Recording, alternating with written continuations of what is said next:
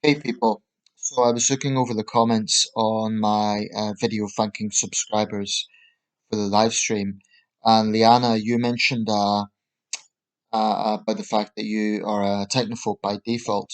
I actually have a bit of a technophobe side myself, which might be surprising for someone who uploads videos regularly. But the truth is, it's pretty easy to upload videos. So on my computer, I literally just press the little camera button, and that is it. It's literally nothing else I have to do. And I don't prepare for anything I talk about really. I'm quite spontaneous. So it's not like I need to spend lots of time taking notes or something. And then the uploading is relatively straightforward on YouTube. There's a little button saying upload video, and that's pretty much it. So I find the process of making my videos is quite straightforward. But where I'm a technophobe is more in the area of phones.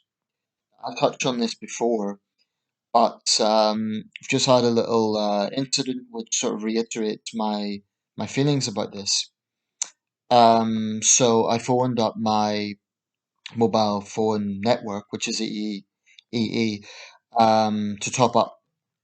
At the moment, I have pay as you go, and I usually top up by £5, and it kind of surprised me because it went straight to an operator. Usually, it would be a case of kind of typing the details from my debit card into the phone. It's a secure system, so I'm okay with that. Um, it's a big company, EE, and that's usually what happens. But this time it went straight to an operator, which I thought was a bit unusual. And the guy immediately started trying to give me a promotion. He said because I do this often, then I could get a discount. But then he said something about a contract, and I immediately got cold feet, and I said, "Look, to be honest, I just want to do the top up. Thanks, but no thanks."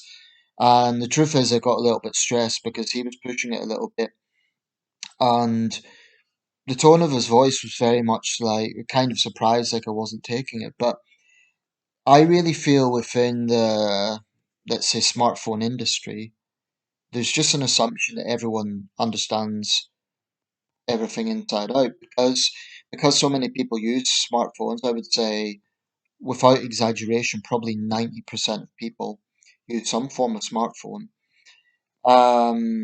There's just an assumption that everyone understands the terminology. Well, to be honest, this has always been a bit of a issue for me. So I'll show you my phones. I'm not giving away any details here.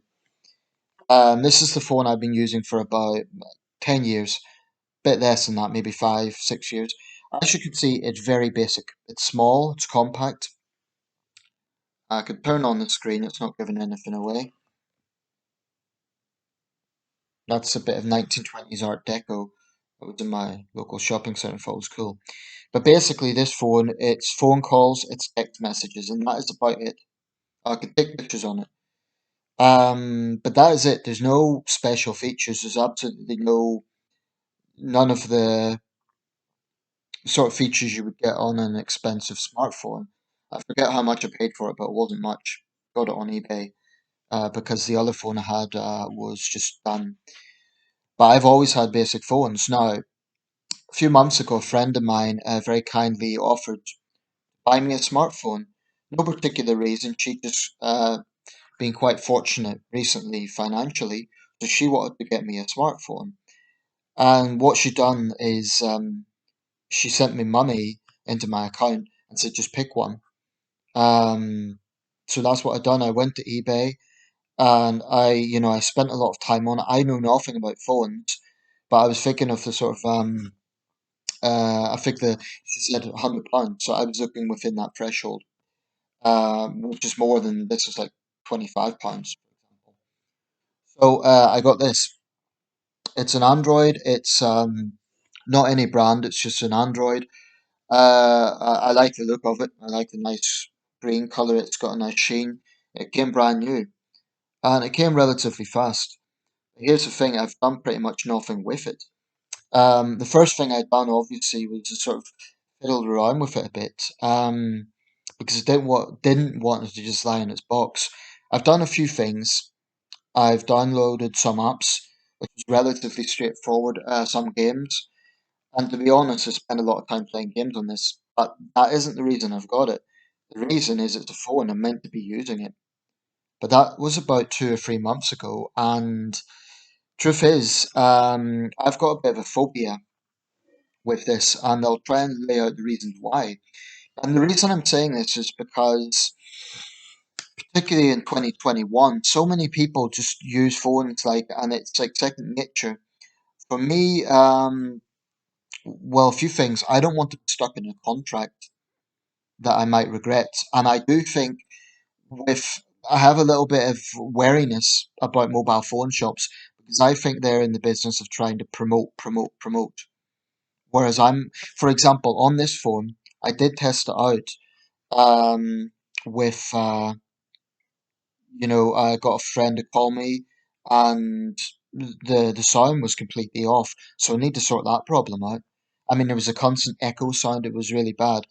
Um, I ordered the SIM card online, and it was very cheap. It was 20 pence, right? You could see it there. Now there's some sort of offer on this. I haven't even looked at it properly yet. But basically, I thought I needed a new SIM card because I've had that SIM card for a long time now. SIM cards. And this is an open question. What are they? Do they hold data? Is that what the main purpose is? And could that be why I'm experiencing sound problems on this? Because the SIM card that I switched over from this phone is maybe just old. Could that be the factor? It's kind of an open question here for anyone who knows phones. Basically, what I want is a situation where I can still do pay as you go, but it's a lot more affordable than what I'm currently doing. I mean, at the moment, I'll top up £5 and I make, say, a 2 minute phone call, and already a pound is gone. So I'm constantly, when I phone people, I'm constantly aware of the time burning up. It's clearly not ideal. When I was in China, friends and colleagues helped sort me out onto a contract there. But I don't know what they've done. It was just they told me, well, this is what you've got. This is the sort of after a month it expires, and then you need to top it up each month. But they didn't actually show me how they went about getting it. And the truth is, I've always felt kind of out of place. I've always felt a bit awkward when anything to do with phones comes up. Um, if I'm in a group dynamic, oh, just download this on your phone, or it's always been a source of a little bit of stress for me. Not major. I don't lose sleep over it, but it's there. Um, so really, what I want is a contract whereby I'm getting much better value for money. I'm not paying like £5 and that's being eaten up. I want something like what I had in China, whereby I pay a straight, say, £20 per month. Then that's unlimited. I know that the Barra has something like that, but there's no the Barra stores in my city. I live in Sunderland in northeast England, so I think the nearest one is in Newcastle. Maybe I don't have to go directly to the Barra store to do that. I don't know. But this is the sort of thing I'm just in the dark about. And basically, if anyone knows anything about phones, please speak in complete layman's terms, completely, like someone who is learning a new language. Because my big thing is, I know I need to sort out the sound problem and I need to kind of get advice about what to do, but I feel like they'll look down on me or something. Maybe I'm being paranoid, but it's like the few times I have went directly into mobile phone shops, they weren't rude, they were professional, but I also got the impression they felt it a bit strange that I didn't know anything, and that makes me uncomfortable. They kind of it's like they're not used to seeing someone like myself who just doesn't know about these things. I mean, the thing is, I'm going to be a journalist, so I know that this is going to be very important in my work. I'll have to get used to it. It'll have to be second nature to me. But at the moment, it's yeah. So that's a few questions if people can help me out. Just maybe clarifying those things. What exactly is a SIM card? What does it do? Does it store data? When I get a new SIM card, that can I sort of transfer all my contact details and so on onto that SIM card? Can I keep my same number? These are the sort of questions I have. I just want a simple solution to some of these issues without My big concern about going into a shop is they'll kind of sweet talk me into some contract that I don't want. And then I'll have a situation where, for example, my sister had that with Vodafone, and they claimed that she owed them money, which she didn't, and they kept hounding her with messages and letters and so on. I don't want to have that sort of situation. The Bara had an offer which was like so much per month, and there's no contract, and you don't have to top up each month. That sounded attractive, but like I say, there's no Lebara store in my city. So if people could give me some feedback about some of those things, what does a SIM card do exactly? Does getting a new SIM card make any difference in terms of numbers, in terms of contact details? Any idea why there would be a sound issue on a new phone? And this was new; it came in bubble wrap and everything. Um, I hope it's not a problem in the production. Because it looks good. It's shiny. It's brand new. There's no obvious damage. Um, and yeah, if a network has a particularly good offer that I need to go directly to their store, or can I do that via another store? I was thinking about doing it online, but again, would that be straightforward? Because I might need an actual human being to talk me through it. So if people can clarify some of those things, I'd be very grateful. In please as simple terms as you possibly can. Thank you.